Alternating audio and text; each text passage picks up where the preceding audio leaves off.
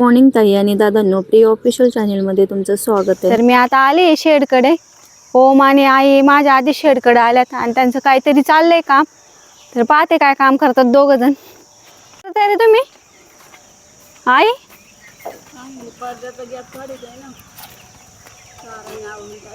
परत काढला का पूर्ण गॅप? हा का, पूर्ण अख्खी ताडपत्री सोडून पुन्हा परत बांधली? हा, वरती तो गाडा पण आणायला जायचा आहे, म्हणून मग मी तुम्हाला बघायला आले. म्हटलं तुम्हाला विचारून पण यावं आणि तुला पण घेऊन जाऊ. तर आईचं इथं दुसरंच काम चालू आहे, काहीतरी खाटकूट खाटकूट चालूच राहते आईची. चुना मारून घेतलाय आता शेडमध्ये. आधी विसरलो होतो चुना मारायचं, म्हणून पिल्लांना इकडे शिफ्ट केलं. आता चुना सुकला की त्याच्यावरती बाजरीच्या बांडग्या टाकायच्या आणि मग पिल्लांना त्याच्यावरती सोडायचं. तर आलो तेवढ्यात फोन आला घरून का जॅकी सुटलाय म्हणून. तर घरी येऊन पाहतोय तो जॅकी अख्ख्या गावभर फिरून आला होता. इतका घाण होऊन आला होता ना खूप, कारण की इथं आमच्या आजूबाजूला पोल्ट्र्या खूप आहेत, त्यामुळं कोंबड्या, मेलेल्या कोंबड्या अशा कुठं पण फेकून देतात आणि हा जॅकी तिकडेच जातो. लई घाणेरडा आहे जॅकी. गुपचूप सुटून गेला होता, त्याच्यामुळे भीती वाटत होती. जॅकी कुत्र्यांमध्ये गेला की कुत्री त्याला खूप चेवकतात आणि त्याच्यामुळे त्याला खूप अशा जखमा होतात आणि त्यामुळे त्याला आम्ही बांधून ठेवतो. पण हा गुपचूप सुटून गेला होता. तो बघा कसला घाण होऊन आला. घरात येतोय तर आम्ही त्याला घरात घेत नाही आहे. तर आता ते आईची वाट बघते मी, कारण की आईला सो बांधून देतो, बाकी दुसऱ्या कोणाला हात नाही लावून देत. तर आता आई आली का त्याला पहिलं साखळीने पॅक करे. आता माझ्या अंगावर उड्या मारायला बघत होता, पण मी त्याला शांत केलं म्हणून तो एका कोपऱ्यात जाऊन बसलाय. आता किती घाण केले स्वतःचं अंग आणि धुवून पण देत नाही पाण्याने. मेन म्हणजे ना कुत्री जास्त आहे तिथं आणि कोंबड्या पण आजूबाजूला खूप मेलेल्या फेकतात, त्याच्यामुळे मग एकमेकांना ना कुत्री खूप चावतात, म्हणून त्याला बांधून ठेवतो. आणि बांधून ठेवल्यामुळे जॅकी खूपच वेडा झालाय. पण आता काय ऑप्शन नाही, त्याला जर मोकळं सोडलं तर कुत्री त्याला जिवंतच ठेवणार नाही, पूर्ण तोडून काढतील. त्याच्यामुळे त्याला बांधून ठेवतो आणि बांधून ठेवल्यामुळे तो लोकांवरती पण जास्त भुकायला लागला. आता तिकडचं शेडचं काम झालं का मग त्याला तिकडेच जाळीमध्ये नेऊन टाकायचं. बाहेरच्या ग्राउंडमध्ये खूप काँग्रेस झाला होता आणि तो उपटायचा प्रयत्न केला, पण तो उपटतच नव्हता. तर तेवढ्यात नळाला पाणी आलं होतं, म्हणून ओमला म्हटलं सगळीकडे असं पाणी मारून घे, म्हणजे ना जरा उपटायला पण हलका जाईल. आणि त्याचे बुंदे पण खूप मोठे मोठे झाले, त्यामुळे जड जाते आणि त्याला बी पण आले. तर बी पडल्यामुळे जास्त काँग्रेस परत उगून येईल, म्हणून त्याला पाणी मारून आता सगळीकडून उपटून काढते. तर आता बघते उपटून ट्राय करून उपटतोय का नाही. उपटत असेल तर सगळा काँग्रेस आता उपटून घ्यावं लागेल, कारण आता पाणी मारलं म्हणलं हलकाच जाईल. हां, हे पहा आता लवकर लवकर इझी उपटला जाते. आता हा सगळा काँग्रेस असा उपटून घेते सगळीकडून. त्याला कालच पाणी सोडलं असतं ना थोडा हलका झाला असता, पण आता लगेच पाणी सोडून उपटायचं म्हटलं ना तो निघाना झालाय. काही त्याचे बुंदे आहेत ना खूप मोठे झालेत काँग्रेसचे. तर मी खूप प्रयत्न करत होते, तो एकतर मोठा निघतच नव्हता माझ्याच्याने. आम्ही शेडवर गेलो होतो, पाऊस आला जास्त म्हणून पुन्हा घरी आलो. हे बघा खूप 4 वाजल्यापासून थेंब थेंब असा पाऊस चालू होता. तर आता पाऊस उघडलाय ना, आता परत शेडवर जायचे. जॅकी पण घरातून बाहेर निघत नव्हता, पण त्याला जबरदस्ती आईने ओढून बाहेर काढले. त्याला पावसाची खूप भीती वाटते आणि पाणी म्हटलं का त्याच्या अंगावर काटाच येतो. पाण्याला खूप घाबरतो जॅकी. आणि आता चिमण्या कावळे चालले त्यांच्यावर भुंकतोय.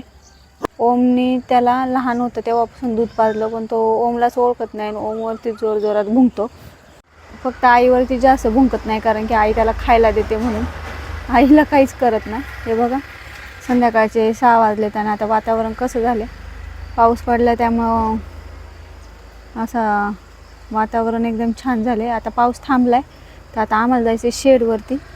तर आम्ही जी पिल्लं घरी तयार केली होती ती आता आम्हाला शेडवरती घेऊन जायच्यात.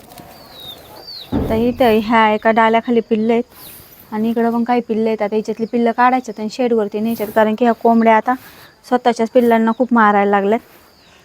तर आता ती पाठीमध्ये भरायच्यात आणि घेऊन शेडवर आले होते ना. आता पिल्लं वगैरे सोडून झाल्या त्या शेडमध्ये, कारण घरची जी पिल्लं आहेत ती शेडवरती सोडायला आणली होती. हे पहा वातावरण काय सुंदर झाले माझ्या पाठीमागे, कारण आत्ताच पाऊस पडत होता, थांबलाय.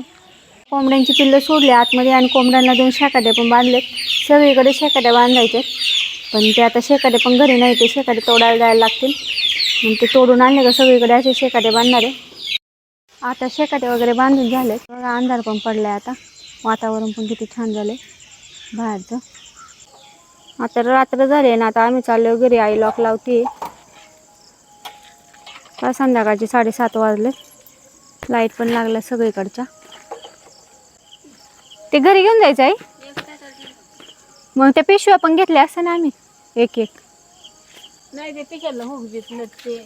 दे मी घेते 2 बोर्ड. ओम तू फळी घे आणि चल. रोडने जायचं ना. हां रोडनेच जायचं. चल आता निघालोय आम्ही घरी. आईने 2 बोर्ड घेतलेत. आई आता लॉक लावते.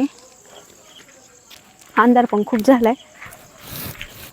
चला पाऊस होता त्याच्यामुळे अंधार पण आज लवकरच झालाय. हा नदीला जाणारा रोड आहे इकडनं आणि हा मेन जातो आमच्या घराकडे रोड. चाललो आता आम्ही घरी. आई आणि पिऊ आता इथे खेळतात. मी पण आता जेवणाच्या तयारीला लागली. ओम पण इथं लॅपटॉप खेळतोय. पिऊ चालली आता रांगत रांगत पुढे पुढे सरकती जरा. तर चालली तिची मस्ती पिऊची पण. जेवण आज सिंपलच बनवलंय. आज फक्त मसाले भात बनवलाय. कारण रोज भाजी चपाती खाऊन आणि करून कंटाळा आला होता, त्यामुळे फक्त मसाले भात टाकलाय. आता मी चालली आता मस्त मंदिराकडे बसायला. कोणच नाही मंदिराकडे. मसाले भात शिजायला टाकलाय. तोपर्यंत म्हटलं मंदिराकडनं एक राऊंड मारून घेऊया. तर आले मी मंदिराकडे, पण कोणच नाही मंदिराकडे. तर आता इथे एक 10 मिनटं बसते आणि मग जाते घरी. आईला सांगितलं तोपर्यंत मसाले भात चेक करायला. तोपर्यंत मसाले भात होईल. तोपर्यंत 5 मिनिट मी इथं बसते आणि मग जाते घरी. इथं खूप छान वाटतं संध्याकाळी बसायला, कारण की हा परिसर खूप मस्त आहे.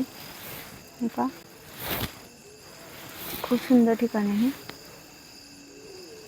मंदिरापासून आमचं घर खूप जवळ आहे. तर आता मी चालली आहे घरी. मसाले भात शिजला असेल. मंदिराकडे बसले होते पण तिथं खूप मोठे मोठे कुत्रे आले. भीती वाटायला लागली म्हणून मी आता निघाली आहे घरी. मस्तपैकी जेवण वगैरे झाले आणि झोपायची पण तयारी झाली आहे. बाहेर बसले होते 10-15 मिनटासाठी. तर बाहेर एवढी थंड हवा सुटली आहे ना, खूप छान वाटते बाहेर. त्याच्यामुळे इथे डोळे झाकायला लागले. तर आता अंथरूण वगैरे टाकून झाले आणि आता झोपायची पण तयारी झाली आहे.